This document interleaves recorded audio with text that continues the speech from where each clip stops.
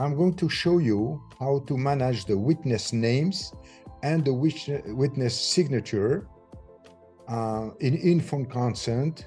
It's mandatory by DHA to have the name of the witness and the signature of the witness. So to do that, the first thing to do is to go to Utilities, down to Witness. And you are going to write the name witness that you have in the clinic. It might be the secretary, it might be an assistant, it might be another dentist working in the clinic. Whoever it is, it will be the witness. So here you go.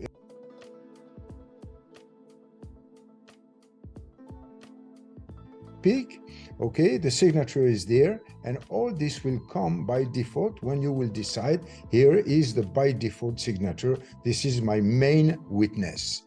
I don't need only one witness. I can have several witnesses in case Claire McPeak will be out of the clinic. I can use Laura, who is another witness. So now let's go to the patient. I go to the patient's file, I open the patient's file, and I go in signed documents. So all this is paperless, you have nothing to print, nothing to do for that. So you go to informed consent for anesthesia, for example. I have the text in English, in Arabic, and at the bottom I have the patient's name and the witness name, who is Claire McPeak, with the signature. So all that is done before. If I want to change, I can go and instead of selecting Claire, I select Laura. I go down and I have Laura with the signature of Laura, which is of course different from the other one. To be able to see the witness name and the witness signatures in your file, you need to go to the layout.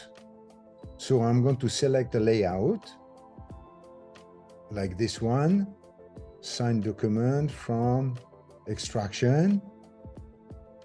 I click on that, and I see at the bottom all this. So you have the patient's guardian or guardian. This is an option, and this is an automatic signature or signature by the patient.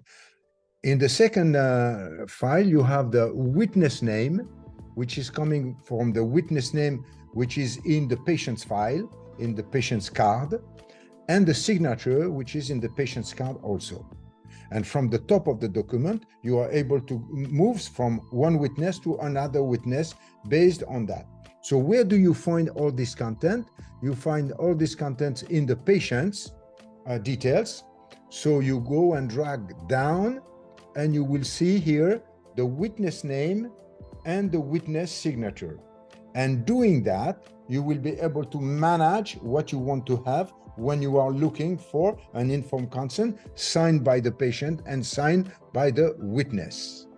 So let's go back to the file for the informed consent of the patient, and we click on digital signature. Of course, we can print also for manual signature, but we rather like to use digital signature. We click on that, and on the digital signature, at the bottom, we already have in memory the signature of the patient, so we don't need to do it. If we want to do it a second time, we can delete and make a new one. And the Claire McPeak witness name and signature are done automatically. Then what we do, we are going to save and send that by email directly. So the patient will have a copy of what he's been signing, and we will have a copy in AccuDent of what we have been doing with this patient. So we can save all that. And of course, it is saved in history, or it can be saved and print, or it can be saved and sent by email. So right now, when we've been doing that, we go to history, and in history, I'm going to click on history. So in history, we see the email informed consent sent by email or the informed consent itself. So let's open it. So we see that this is what we wanted, and we can go back and we will see also what has been sent by email. It is the attachment of the email, and we have the tracking of everything which was signed by the patient. I thank you for your attention.